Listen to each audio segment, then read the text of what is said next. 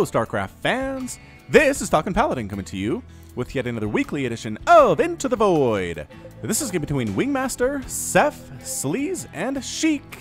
And yes, this is a 2v2, and let's get right on into it. On the right side of the map, we have Team Zerg. It is the red Zerg player Wingmaster and his teammate Zerg, Seth, from NIDB.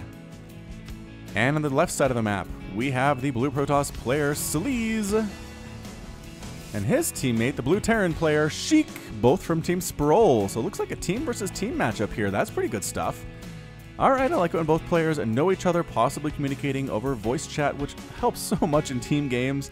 Helps in Call of Duty, helps in Overwatch, helps in StarCraft. Just having the ability to talk to somebody who you are playing with and communicate that way without having to type is awesome. I highly recommend doing it. Third hatch coming up. Oh, just kidding. That's the second half. Second hatch. One extra one from Seth. I just saw 3 hatches and I was like, that's the third hatch. No, it is not. It is not. It looks like it is, but unfortunately, no. And taking the space back here is Sleaze. Neither of the Zergs taking this gold base early. I find that very questionable. I mean, it's safe. Ah, Wingmaster, you heard me. Wingmaster. Way to go, buddy. Getting back there, waiting for those 300 minerals, and pop. Ah, not bad timing indeed here. So, I'm going to say Zerg is pretty darn powerful here in Legacy of the Void. One player just can go all Roach, you can go all Roach Ravager. One person can go Muta. Well, there's some Roach Ravager stuff going on there too. Banelings might be good in the situation depending on what Sleaze goes for. If there's a lot of Zealots and a lot of Adepts, it can be very strong indeed. We'll have to just wait and see what these players decide to do with their time. Oh, Proxy Reaper on the way, and we are going to call this Reaper Dr. Goss. Alright, that was a suggestion from one of my German viewers, I believe. Suggested Dr. Goss, and that is who he is going to be. We'll see if he's going to be effective. Usually Reapers and Into the Void are kind of hit and miss. Either they're awesome because the other team doesn't know how to deal with Reapers at all, or the person controlling the Reaper is bad. So, I mean, not to pull any punches here. Here comes a Dr. Goss moving right on in, trying to see how many workers he can kill. And is there a queen here? I don't think there's a queen here. KD8 charge thrown out. Can he get a drone kill? He gets a drone kill. He is more successful than 85% of all the Reapers I ever cast on this channel. Another KD8 charge here. He is absolutely ripping through this drone line. All right, pro tip. If you're Seth in this situation, run. There we go. He ran, but he lost 5 drones. 5 in this game. He's going to make it 6. That's what's going to happen right now. He's going to make it 6, and he completely shut down all mining in this space. Because why? Where are your lings? Where are your lings, gentlemen? What are you doing with yourself? I don't understand what. I mean, this queen's doing a great job. There's a bunker down here trying to do some stuff. 2 Reapers now. We're going to Dr. Goss and Luke the Reaper. Or Luke Reaper, like Luke Skywalker. Look at this micro 2 KD8 charge knocking everything back. One of the Reapers, Luke, no. Luke dies. Oh, Dr. Goss 2 gets surrounded and killed. Oh, bummer stuff, but holy smokes, did they kill a lot of stuff. A lot of stuff there. I wish I could see how many workers have been killed. I can't, though, on with 2v2. The bunker ends up going down. The Reaper inside gets destroyed there, too. I didn't name him because he was a little bit too short-lived. But Dr. Goss did a great job killing so many workers for his home. And his friend Luke Reaper did some fairly good stuff there too. I think he got 1 or 2 kills. Again, more than most Reapers get. But in the end, he was also destroyed by the Zerg Swarm. So here comes a lot of lings. A lot of speedlings coming up. Nice wall right here. Not much to actually attack. Like, yeah, it'll take them a while to kill this stuff. But nothing's going to stop them from doing it, is the problem. So here they go. They can probably knock down that reactor fairly quickly. Although it is in the process of building. Stalkers do come over. A single Marine comes over. Some repairs there too. The lings can't really get through. That's the nice thing about this map, if you're not playing Zerg, is you can wall this off and you have 3 bases to work with. You don't have to worry about any ground attacks anywhere else. Yeah, you have to worry about air attacks. Drop lords are a concern for our 2 non-Zerg players right now, but not for a while. I don't imagine that's going to be something that we see from Team Red anytime soon. Team Red Zerg is what it is. So fully saturated there. This base again trying to get resaturated after the massacre. That was the 5 drone scandal of 2016, man. Whew. That was brutal.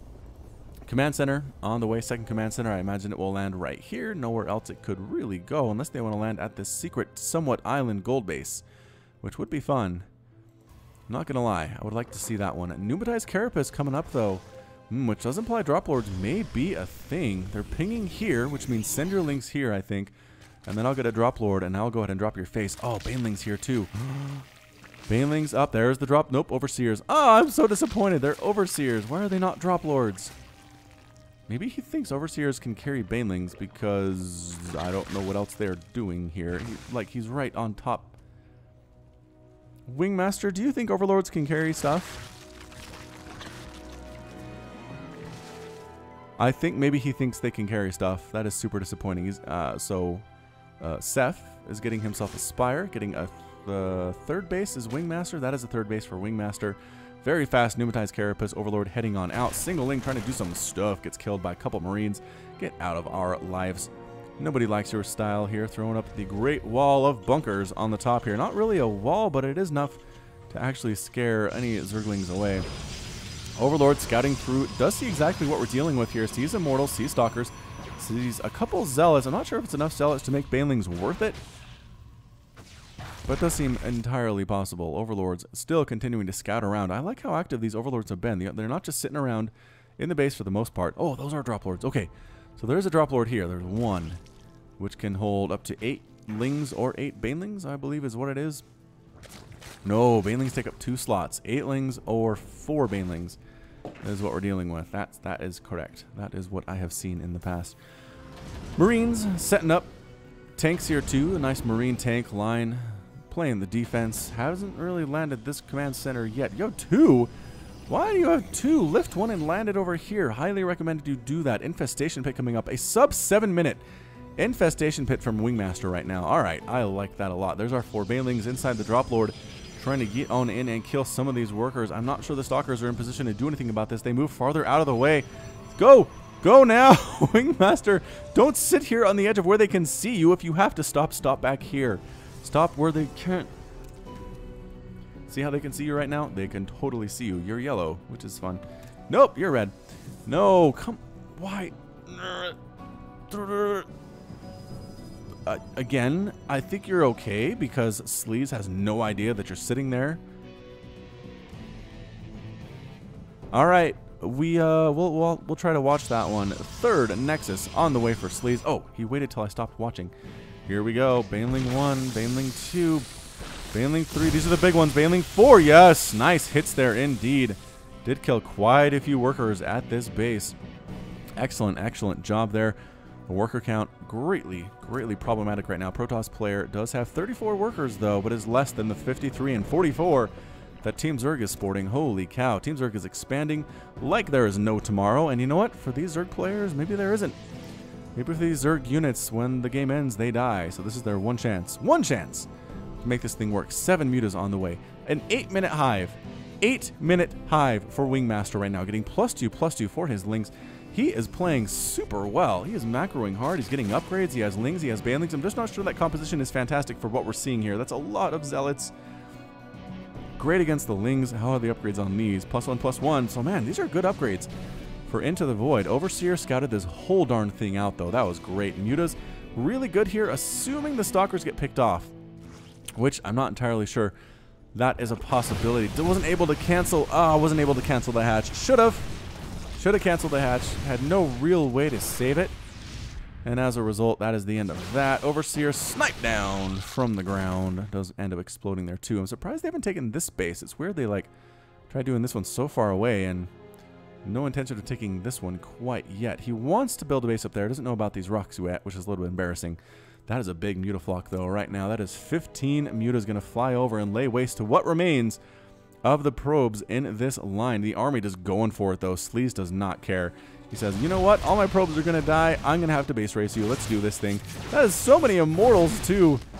All right, here we go. This base completely gone. After surviving the Great Reaper attack of Dr. Gauss, every other drone at this base completely dead. The hatchery dies too. Mutas should really head back and try to pick this one off instead of going for the Nexus. That's another pro tip. Killing workers much better than killing a Nexus. I mean, yes, killing one Nexus is fine. Anyway, tanks, Marines here. Army's size for Sheik, not exactly huge, unfortunately, but enough to actually take out these Marines. This is going to be good, although the Banelings can wipe this out in about half a second flat. Mutas decide to head on back home. Income tab 43 and 16 for Team Blue, 51 and 24. For Team Red, Lings, Banelings trying to meet up with the Mutas here. If they can actually get rid of the Stalkers and the Marines, the Mutas can clean this up. Oh, the Hive does end up falling, though. Oh, no. That hurts. Ultras popping out, and the Immortals say, wait, did somebody say Ultras? They both die almost immediately. Banelings rolling on in. Crash on top of Immortals. Not what you want. The Marines are still alive, but the Ultra here doing a lot of work, but does end up getting killed. Sadly for it, the Mutas flying over Marines. Bad look here. 2 Ultras, not enough to handle this many Stalkers and a tank, and Marines doing fairly well, but in the end, Team Blue still running amok inside Team Zerg's base here. Some Lings do come out. I feel like Lings were a better option, as the Baneling hits were bad. Spire ends up falling here too to this army. What is in production? 5 Ultras and 18 Lings for Wingmaster. Can he do this thing with 5 Ultras and 18 Lings? I think he might be able to, unless the Lings come out 2 at a time, which it does seem to be that is the problem. And yeah, Infestation Pit getting focused down. The Lings trying to rally up here. By the time they get here, they're dead. Yeah, this is not looking good at all for Team Zerg. Tank Splash. Where are the Ultras? 3 are going to pop right there. 2 are going to pop over here. And is it going to be enough to save it? I don't know. They do back the Stalkers into a corner here. Ultras rallying. Where are you going? Turn around. There we go. Broodlings on the assist there too, killing a few of these Marines actually. Good job, Broodlings, before the Ultras can even get there. The Stalkers being chased around, ring around the Rosie. They do manage to actually survive. No, they decide to stop and try to take out a couple drones, and in the process lose a couple more of their brethren. Marines here trying to kite as best as they can, but the upgrades are not fantastic here. Splitting, not a bad idea. It's just you don't do enough damage to the Ultras to actually kill them. Little unupgraded Marines. And chasing them away. Alright, so Ultras, again, trying to remove the Stalker threat from the base. There's a lot of dead stuff to this point. Units lost, resources lost, 8,600, 9,700 for Zerg. Only 3,000 for Terran, but that's 9,800 lost for the Protoss player. That's a lot of dead Immortal, a lot of dead Stalker. The last Marine gets cleaved here by the Kaiser Blades, and these bases are up and running. I'm not sure if Team... There we go. No. I don't think Team Blue knows about these bases. I guess this base. Probably knows this one exists, but has no idea that this one is here. A testament to the maybe overexpanding of the Zerg players, but they're alive. And that's pretty good stuff. In production, Immortals. Good choice here from Sleaze to make those Immortals. Terran player needs Ghosts. Terran player needs Liberators or Tanks or Marauders or something. I don't know what else. Oh, the Immortals can't die out in the open like this. They need to be used to take down the Ultras. Alright, so one Ultra does end up falling here, but the Ultra's right on top of them. Is not where they want to be. Good range, though. Gonna take this one out without really even taking a shot. Excellent work there on the Immortals. More Ultras coming in, though. And there's the sandwich. The Immortal sandwich. The Ultras come in. It is an Ultra sandwich or an Immortal sandwich, depending on how you actually want to express yourself there. Ultras ripping down these bunkers, doing a great job of it, but there are just a lot of Immortals back here being microed fairly well by Sleaze until they're not. Ling's going to finish off that Nexus. Backed into a corner are the Immortals. Can they do it? 2 kills, but no, not enough. Not enough. These guys still being upgraded. They have 7 ground carapace. Looking good. A lot of money in the bank here. I have to imagine Wingmaster is babysitting his army fairly well to this point. Lings trying to take down those assimilators. Ultras. Again, you're not really going to do a great job killing Ultras with Marines. You're going to be okay, right? Like, don't get me wrong. You can do some damage, but it's just not fast enough. Lift it! Lift it! No, doesn't lift the supply depot. Oh, that hurts. And the Ultra's right on top of everything. Picking up the tank, though. Keeping it alive. That is a great choice. They're landing it back there. Excellent work indeed. One more shot. Oh, the Ultra does end up falling. Great defense, but doesn't get picked up a second time, and the tank is gone. Just slowly trickling out units to deal with this thing. And eventually, I think this might be it. The Immortals, the tanks, getting some shots off. And yes, the Ultra does get taken out. The Zerg infestation is done, except for this one drone who thinks that he was going to save the world. More Ultras coming out, spending the money better now. Any more upgrades? No sign. I guess he'd have to get all the way back to a hive. Oh, he does have a hive. Wait, was this a hive too? This might have been another hive. All right, it's just basically Ultra versus Marine Tank Immortal right now. And once the Immortals are gone, things do not go so well for the non-Ultra team. Trying to go ahead and take down these Marauders. I like the Marauder tech switch right now from our Terran player. That is an excellent choice here. Sheik doing his best, but it's just, I don't know that it's enough here. Ultra has taken out production facilities. Not something you ever want to see. Losing barracks hurts bad. Losing add-ons hurts bad. Look how fast these buildings die. They don't do extra damage to buildings, do they? No. They used to, right? They used to have an extra damage against buildings, but not anymore. Again, one more immortal pops out and can just do so much work, doing 60 damage per shot to these immortals, or to these ultras rather, because they are armored. These two still running amok though. Nothing really threatening them at all. The immortal does get taken down. These ultras sitting in the middle of the Protoss base. It is not looking good at all for Team Blue here. The Captain America game making this thing work for the Zergs. These SCVs trying to run for their lives here, trying to build additional bunkers. Can they finish in time? I don't know. The ultras are a little confused as to what they want to kill. Finally, the Marines do pop in, only for the bunker to almost immediately fall, and the ultra kill everybody that's inside. Lings laying waste to that refinery back there too. More stuff exploding up here. Is this ultras just going to win this thing? I mean, yes, I have heard complaints that ultras are overpowered. I'm going to say especially at the lower levels, just because, man, if you don't have ghosts, if you don't have liberators, they are very, very hard to deal with, as our friend Sheik is learning right now. Upgrades, again, not as good. +1/+1 on those biological units compared to +7/+2 on the ultras just means they're going to be that much better. If this was 0-0 versus 0-0, I think it might be a much different story. This ultra with 16 kills is an assassin. This ultra with 15 kills is an assassin. Some tank drop action happening here, though. Doing pretty well, I would say, is Sheik, but he's losing barracks. He's losing command centers. This ultra doesn't even know what is left to do here, forcing a liftoff on that orbital command. And how are we looking on units, ladies and gents? A tank left for Team Blue. That is it. A tank, some workers. These probes trying to run for their lives, getting absolutely massacred en masse. Oh no, can he get this? 23 kills on the... Oh, he does! The tank gets the kill. Does manage to take down the Metamorphosis Ultra. So 14 Ravager, 15 Assassin, and like 20-something is Metamorph or something like that. And Sleaze has left the game with a bit of a rage quit. But you know what? I don't know. I always say it's a rage quit if they don't say GG, but I'm just trying to encourage good behavior in people that watch my channel. But maybe I'm being unfair. Ah, the mutas come in. No more tank droppage.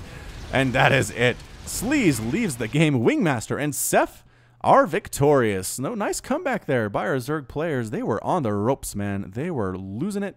There was a huge army sitting inside their shared main base here. They almost lost that hive.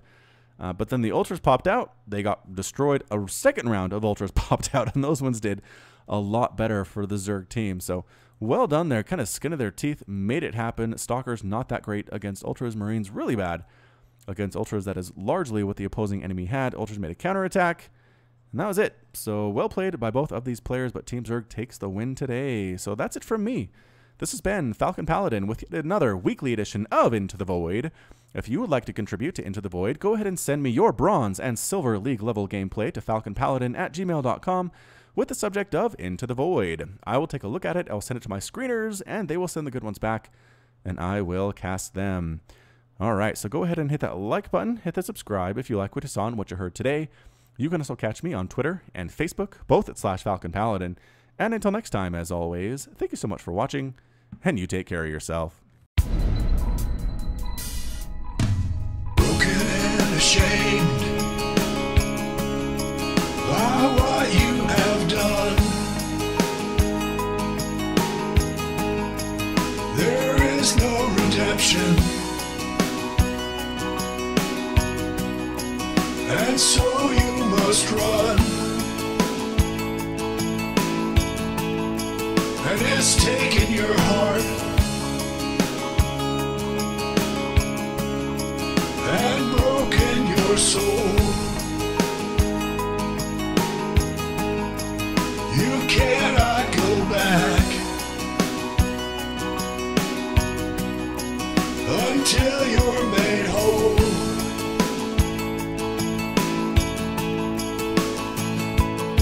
And you're running into the void.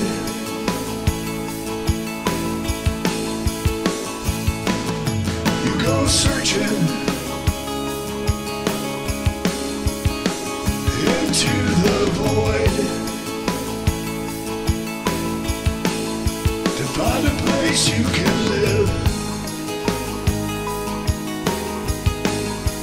a place you can love. Is it just an illusion? When push comes to shove,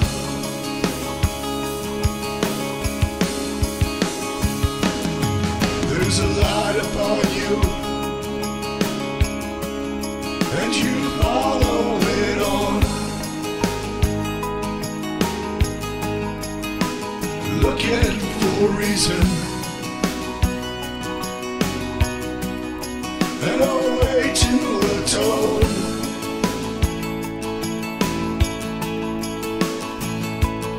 All around you, the planets and stars. You're lost in a maelstrom of a great new unknown.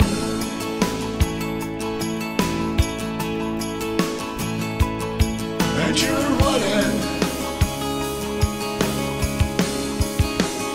into the void.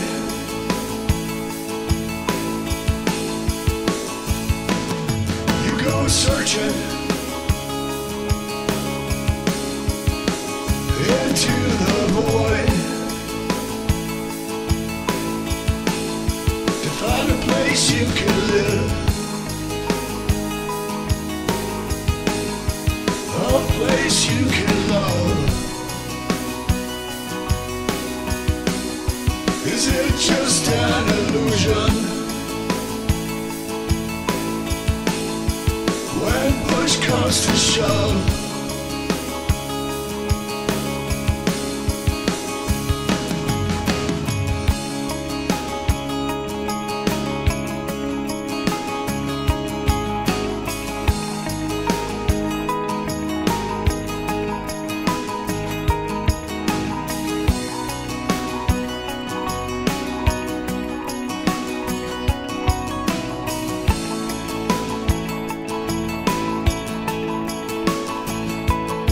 and you're running into the void.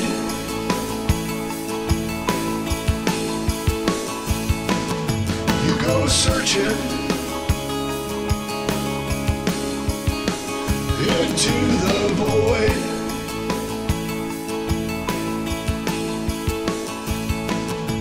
And you're running